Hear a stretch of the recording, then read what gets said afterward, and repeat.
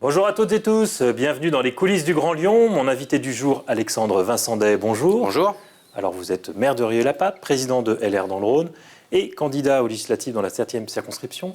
Un mot sur votre invitation aujourd'hui. On avait réservé la date pour un débat sur la 7e circonscription, mais la députée sortante Anissa Keder nous a finalement fait savoir qu'elle n'avait pas le temps cette semaine pour un débat. Elle propose une confrontation au deuxième tour. Si jamais vous êtes qualifié, vous répondrez présent. Mais je répondrai présent, mais en fait, le vrai problème, vous le dites vous. Enfin, je rappellerai simplement qu'il y a 5 ans, nous avions été confrontés au deuxième tour et Mme Keder n'avait pas souhaité débattre. Et en fait, aujourd'hui, ce qui se passe, c'est un peu comme ce qui s'est passé pendant 5 ans. On peut le regretter. Ça se résume en un mot. Vous le dites vous-même. Absence. Absence sur ce plateau pour débattre, à quelques jours du premier tour. Ça pose comme un problème dans le débat démocratique. Mais au-delà de ça, absence pendant 5 ans. Pendant 5 ans, absence sur le terrain. Je suis soutenu aujourd'hui par la quasi-totalité des maires de cette circonscription, de cette 7e circonscription. Je suis maire de Rieux, je suis soutenu par les maires de Sathonay-Camp et de Sathonay-Village, je suis soutenu par le maire de Bron, et Mme Geoffroy ne soutient pas non plus la députée sortante. Elle n'est soutenue par aucun maire, dû à une grande absence sur le terrain pendant 5 ans. Et au-delà de ça, absence à l'Assemblée nationale. Quand on regarde les chiffres, il suffit, et j'invite ceux qui nous regardent et qui nous écoutent, à aller sur le site de l'Assemblée nationale, sur le site nosdéputés.fr, sur le site de l'ONG Projet Arcadie. Moi, les chiffres sont édifiants, je suis allé les voir. 522e, Mme Keder est classée 522e députée sur 577 pour la qualité de son travail parlementaire et la présence qu'elle a eue dans l'hémicycle. Pendant 5 ans, seulement 12% de présence au vote, c'est-à-dire 88% d'absence. 45 petits amendements déposés. Alors que sur 5 ans, alors que la moyenne pour les députés sur cette mandature, c'est 455. 0 proposition de loi. Et Mme Keder a également un triste record à l'Assemblée nationale, 28 collaborateurs qui ont tourné auprès d'elle. C'est-à-dire qu'il n'y a pas de suivi des dossiers possibles. Et ça, c'est notre circonscription, c'est les électeurs qui en pâtissent. Donc c'est vrai que le sujet aujourd'hui, c'est qu'on est à quelques jours du premier tour. Mme Keder se projette déjà sur le deuxième, passons déjà le premier tour. Laissons aux électeurs le choix de choisir qui seront les 2 finalistes, et puis ensuite on débattra en vue du deuxième tour. Allez, voilà, vous avez fait son bilan, on relance l'invitation à Anissa Keder si elle souhaite intervenir d'ici la fin de la semaine. Elle est toujours la bienvenue sur le plateau de l'émission. Quelle raison vous avez d'y croire, malgré tout, pour la droite? Si on se projette les résultats du premier tour de la présidentielle, vous finissez au mieux 4e ou 5e au premier tour des législatives. Vous auriez pu me poser exactement la même question il y a 5 ans. Et il y a 5 ans, j'avais loupé l'élection de quelques 248 voix ramenées par le Conseil constitutionnel, puisqu'il y avait une triche avérée à Bron en faveur de Mme Keder, ramenée à un peu moins de 200 voix. Le vrai sujet, c'est quoi aujourd'hui? C'est que je pense que, bien sûr, il y a une élection nationale, mais il y a aussi des enjeux locaux. Vous savez, les habitants de notre circonscription, au-delà du fait de regarder les étiquettes politiques des uns et des autres, ils regardent aussi le bilan et la capacité à faire bouger les lignes. Moi, je pense qu'en tant que maire de Rieux, j'ai été réélu au premier tour à 66% des voix en 2020. Avec mon équipe, on a pu régler un grand nombre de problèmes et on peut répondre en tout cas à un grand nombre d'inquiétudes sur les questions de la rénovation urbaine, du parcours résidentiel, du logement, de la mixité sociale, de l'éducation, de la sécurité. Je veux dire, j'en ai même payé de ma personne. Moi-même et ceux qui me sont proches, on a été menacés de mort parce que j'ai fait la guerre aux trafiquants de drogue. Vous voyez, je veux dire, toutes ces choses-là, ça vous construit. On ne peut pas se choisir, ou en tout cas se lever un matin et se dire « Tiens, j'ai envie d'être député ». On ne peut pas être choisi sur un casting. Ce n'est pas quelque chose qui tombe du ciel. Ça se construit et je pense qu'aujourd'hui, après 8 ans de mandat de maire de Rieux-la-Pape, j'ai été connu et reconnu pour ce qu'on a pu faire à la tête de ma commune et qu'aujourd'hui, je souhaite pouvoir porter un certain nombre de sujets importants et faire bouger les lignes au niveau national, mais aussi être un accélérateur pour mon territoire, puisque que les choses soient très claires, quelles que soient les étiquettes politiques des uns ou des autres qui géreront les mairies, je travaillerai avec tout le monde, parce qu'aujourd'hui, l'heure est trop grave. Il est important qu'on ait enfin un député qui pèse, actif sur le terrain et actif à l'Assemblée nationale pour la 7e circonscription. Alors, parlons d'étiquette justement, vous êtes président de la fédération LR dans le Rhône. Quels objectifs, en tant que président de LR dans le Rhône, vous fixez sur ces législatives? Il y a déjà, bien sûr, le fait de conserver nos 2 députés, enfin en tout cas les 2 circonscriptions sortantes. les 2 circonscriptions du Beaujolais, la 8e et la 9e. Donc Nathalie Serres se représente, c'était la suppléante de Patrice Verchères, elle se présente pour la première fois directement en tant que tête d'affiche. Et aujourd'hui, je pense qu'elle fait plutôt une très bonne campagne. Et elle va prouver que son implantation locale et le travail qu'elle a fait ces 2 dernières années va payer. Et puis de l'autre côté, vous avez également donc Bernard Perru, qui lui aujourd'hui laisse sa place et se met en suppléant d'Alexandre Portier, qui représente aussi cette nouvelle génération. Donc on est, je pense en tout cas, bien parti pour conserver ces 2 circonscriptions. Sur le reste du département et de la métropole, écoutez, moi je pense qu'on peut en gagner quelques-unes, 2 voire 3, ce qui serait plutôt bien, puisqu'en fait on reprogresserait après avoir eu beaucoup de difficultés en 2017. Si vous progressiez de 2 députés, vous seriez satisfait? En tout cas, si on arrivait déjà et qu'on doublait le nombre de circonscriptions, au vu des résultats nationaux, ça serait très bien. Et en plus, je pense très clairement qu'on a beaucoup de très bons candidats. Et je pense qu'on va progresser de toute façon. La dernière fois, rappelez-vous que cette vague Macron, beaucoup de mes amis députés avaient été balayés de façon totalement injuste. Mais bon, il y avait une vague qui a été perçue au niveau national sur l'ensemble des circonscriptions de France. Et beaucoup de députés très implantés et très sérieux avaient malheureusement été battus. Il y avait eu des surprises. Aujourd'hui, je pense qu'on est capable, sur un certain nombre de circonscriptions, d'inverser la vapeur.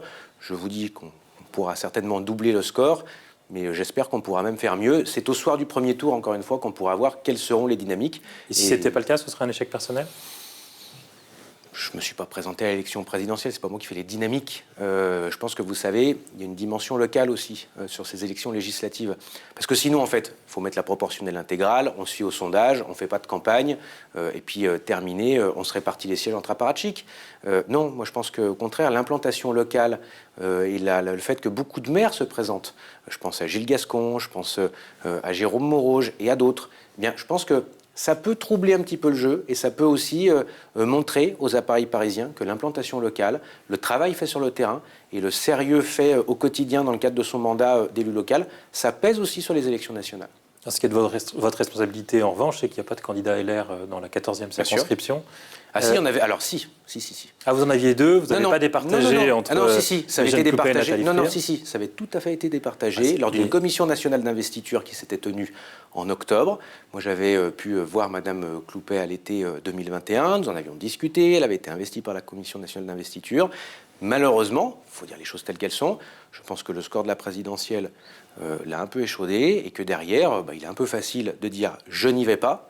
Et puis d'accuser les autres de ne pas avoir choisi, alors même qu'elle avait l'investiture depuis octobre. Voilà, tout simplement.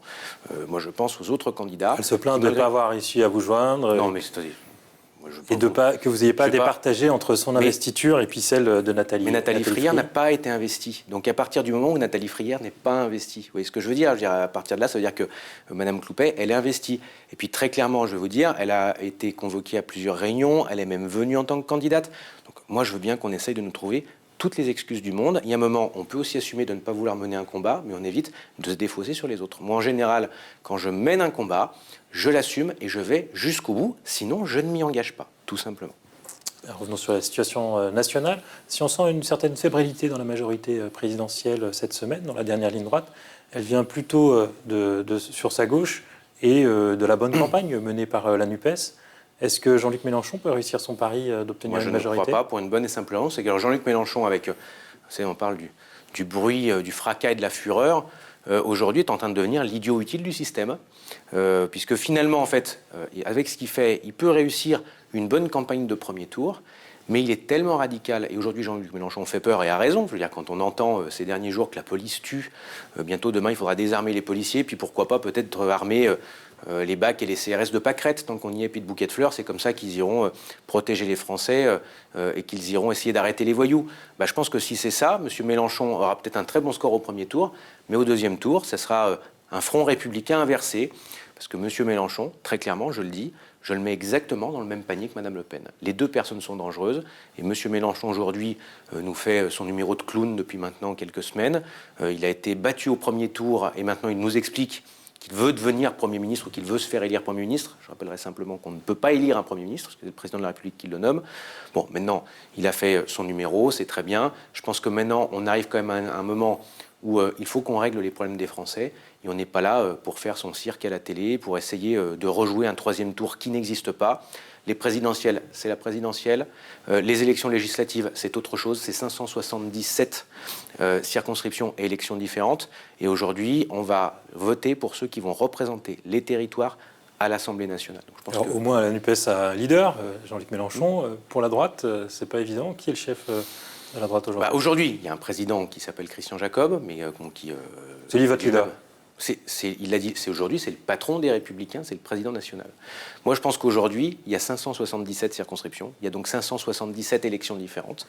Et aujourd'hui, je pense que vous savez, on ne va pas se raconter de bêtises, Emmanuel Macron, il aura sa majorité. La question, c'est comment chacun, aujourd'hui, ou demain, quand il sera élu, se comportera à l'Assemblée nationale. Et moi, j'ai été très clair. Déjà, au second tour de l'élection présidentielle, pourquoi j'ai appelé à voter très clairement pour Emmanuel Macron? Tout simplement parce qu'il y avait Marine Le Pen en face et que face aux extrêmes, que ce soit Madame Le Pen ou Monsieur Mélenchon, eh bien c'est simple, c'est barrage absolu. Ces gens-là sont dangereux pour notre pays, que ce soit Madame Le Pen ou Monsieur Mélenchon.